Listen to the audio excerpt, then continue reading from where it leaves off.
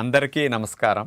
June 21వ తేదీ అంతర్జాతీయ యోగా దినోత్సవ సందర్భంగా మనందరం కార్తీక మాసం ధనుర్మాసం లాగా జూన్ మాసాన్ని యోగా మాసంగా గుర్తించి నెలంతా శారీరక మానసిక ఆరోగ్యాన్ని పెంపొందించుకోవటానికి నిజ జీవితంలో యోగాను ఒక భాగంగా చేసుకుని అందరూ ఆచరించాలని మన ప్రధానమంత్రి శ్రీ నరేంద్ర మోడీ గారు మరియు ఆంధ్రాను యోగాంధ్రగా మార్చాలని ఆంధ్రప్రదేశ్ ముఖ్యమంత్రి శ్రీ నారా చంద్రబాబు నాయుడు గారు ఇంటింటికి యోగా చేరాలని సంకల్పించారు.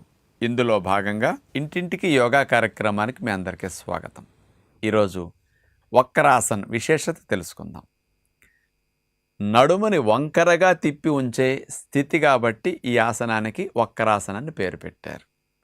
దీనివల్ల ప్యాంక్రియాస్ గ్రంథిని స్టిమ్యులేట్ చేసి డయాబెటీస్ని తగ్గించడానికి నెంబర్ 1 లాభం అని చెప్పచ్చు. అట్లాగే సయాటిక్ పెయిన్ రాకుండా, డిస్క్ ప్రాబ్లమ్స్ రాకుండా, బ్యాక్ పెయిన్, నెక్ పెయిన్ రాకుండా, వెన్నుపాము పైనుంచి కింద వరకు వెన్నుపూసలన్నిటిని అట్లా ట్విస్ట్ చేయడానికి ఉపయోగపడుతుంది. కాబట్టి ఇలాంటి సమస్యలు రాకుండా ప్రివెన్షన్కి పిల్లల దగ్గర నుంచి పెద్దవారి వరకు అందరికీ అద్భుతంగా ఉపయోగపడుతుంది.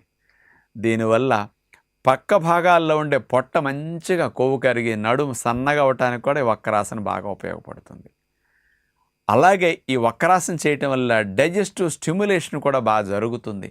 ప్యాంక్రియాస్తో పాటు లివర్ కానీ పొట్టా ప్రేగులు కూడా యాక్టివ్గా పనిచేస్తే ప్రేగుల కదలికలు పెంచడానికి కూడా ఈ వక్రాసన బాగా పనికొస్తుంది. అందరూ చేయగలిగేంత సులభమైన పద్ధతి ఈ వక్రాసనకు ఉంటుంది. అది చూద్దాం. వక్రాసనం చేసే విధానం మనం చూడబోతున్నాం. ముందుగా అట్లా కాళ్ళు చాపి లైన్గా కూర్చున్న తర్వాత ఎడమ కాలుని అలాగే ఉంచుతాం.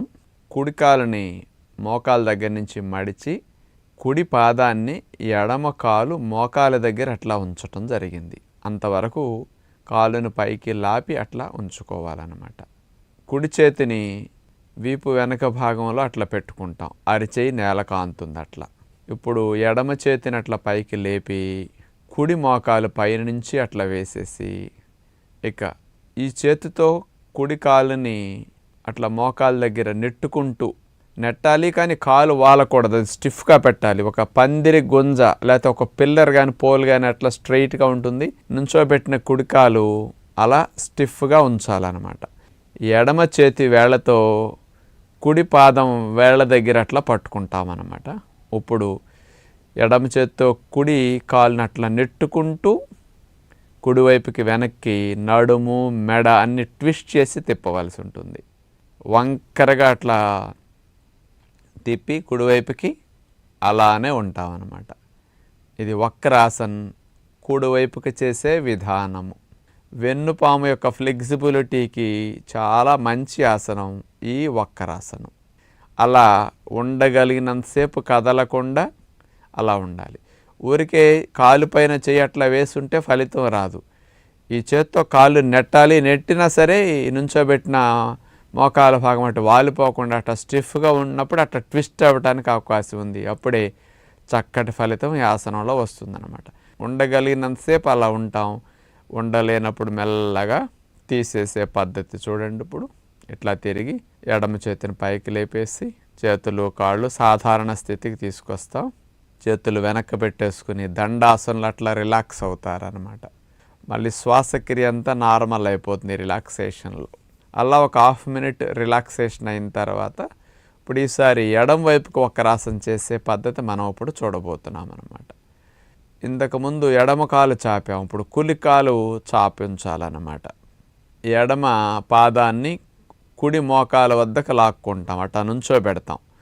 ఇప్పుడు ఎడమ చేతిని వెనక్కి పెట్టుకున్నాం, కుడి చేతిని పైకి లేపేసి అక్కడి నుంచి ఎడమ మోకాలు పైనుంచి అట్లా వేసి ఈ మోక చేతితో ఎడమ కాలినట్లా నెట్టుకుంటూ నడుముని ట్విస్ట్ చేసుకుంటూ మనం ఎడమ వైపుకి మెడని నడుముని పూర్తిగా తిప్పవలసి ఉంటుందన్నమాట. వక్రాసన్ ఎడమ వైపుకి పద్ధతి ఇదన్నమాట. కదలకుండా మనసుని ఎక్కడ నొప్పి వస్తే ఆ భాగంలో లగ్నం చేసి కళ్ళు మూసుకుని ప్రశాంతంగా రిలాక్స్డ్గా అట్లా ఉండాలి. ఆసనాలు చేసేటప్పుడు కూడా సహజంగా ఆలోచనలు అవి ఇవి రావు, మనకి స్థిరముగా మనసు ఉంటుందన్నమాట. ఉండగలిగినంతసేపు అట్లా ఎడం వైపుకు ఉండి ఉండలేనప్పుడు తీసేసి కాళ్ళు చాపేసి సాధారణ స్థితికి వచ్చేసి రిలాక్స్ అవుతాం. మరలా దండాసనంలో విశ్రాంతి స్థితి.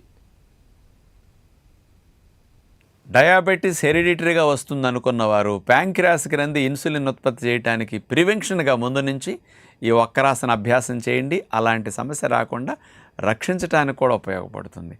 అందుకని మెడపోసల నుంచి ముడ్డిపోసల వరకు అన్నిటికీ మంచి లాభాన్ని అందిస్తూ జీర్ణకోశానికి అద్భుతమైన ఫలితాలను అందించే వక్రాసన